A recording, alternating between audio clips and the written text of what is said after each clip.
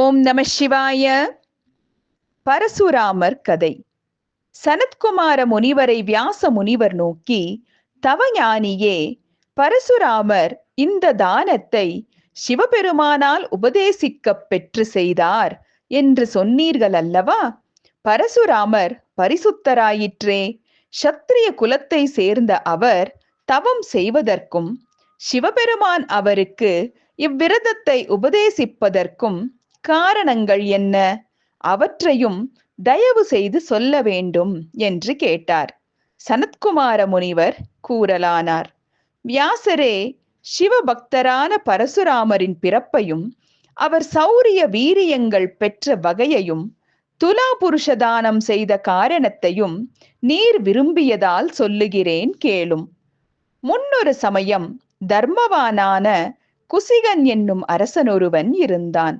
அவன் பலசாலியான ஒரு புத்திர பாகியத்தை பெற விரும்பி தன் உடல் மிகவும் வருந்த கடும் தவம் செய்து இந்திரனை தரிசித்து அவனையே புத்திரனாக பெற்றான்.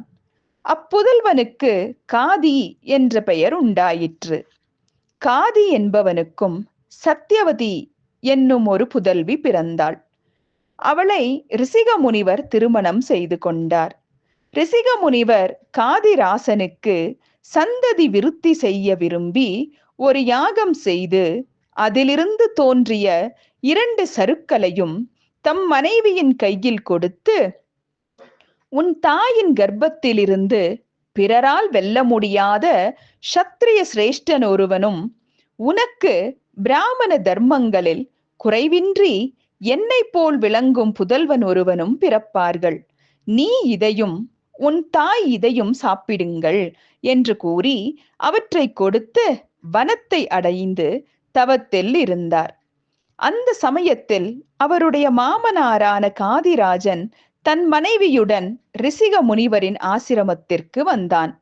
முனிபத்தினி சத்யவதி தன் பெற்றோரை கண்டதும் மகிழ்ச்சியுடன் வரவேற்று விரைந்து தன் கணவர் கொடுத்த சருக்கள் 2ஐயும் தன் தாயிடம் கொடுத்து தன் கணவன் கூறியதை சொன்னாள். தாயானவள் அவற்றை வாங்கிக் கொண்டு வஞ்சனை செய்ய விரும்பியவளாய் தான் உண்ண வேண்டிய சருவை சத்யவதியிடம் கொடுத்து குமாரத்தை உட்கொள்ள வேண்டிய சருவை தான் உண்டாள். அதனால் சத்யவதி சத்திரிய குல காலனான புத்திரனை குரூர தேஜஸுடன் கர்ப்பத்தில் அடைந்தாள். பிறகு ஒரு சமயம் ரிசிக முனிவர் தம் மனைவியின் பயங்கரமான கர்ப்பத்தை தம் ஞான திருஷ்டியினால் உணர்ந்து சத்யவதியை நோக்கி, பெண்ணே, நீ உன் தாயால் வஞ்சிக்கப்பட்டு விட்டாய். மகா தபசியாக உன் தம்பி பிறக்கப் போகிறான். அவன் தன் வேதிய தவத்தால் உலகங்கள் அனைத்திலும் புகழ் அடைவான் என்றார்.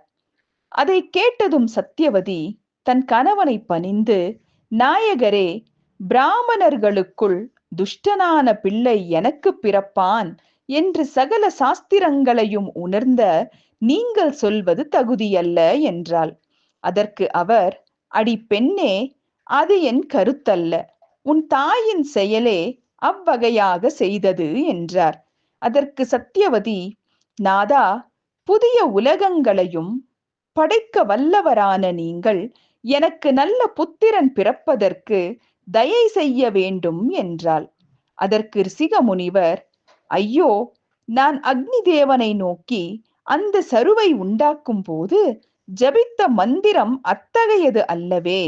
நான் விளையாட்டாக கூட பொய் சொல்லாதவனாயிற்றே என்றார். அதை கேட்டதும் சத்யவதி, சுவாமி, அப்படியானால் அவ்வகையில் ஒருவன் நம்மிருவருக்கும் ஒரு பேரனாவது பௌத்திரனாவது தோன்றட்டும் என்று கெஞ்சினாள். ரிசிகர், பெண்ணே, நான் புத்திரனிடத்திலாவது பௌத்திரனிடத்திலாவது ஏற்றத்தாழ்வு கருத மாட்டேன். உன் விருப்பத்தின்படியே ஆகட்டும் என்றார். அதனால் அவர்களுக்கு பௌத்திரராகவும் ஜமதக்னி முனிவருக்கு புத்திரராகவும் தவம் புலனடக்கம் முதலிய நற்குணங்கள் நிறைந்தவராகவும் பரசுராமர் தோன்றினார். காதிராசனின் மனைவி தவத்தில் மேம்பட்ட அக்னிக்கு சமானமான பிரம்ம தேஜசுடன் கூடிய விஸ்வாமித்திர முனிவரை பெற்றாள். ஓம் நம சிவாய.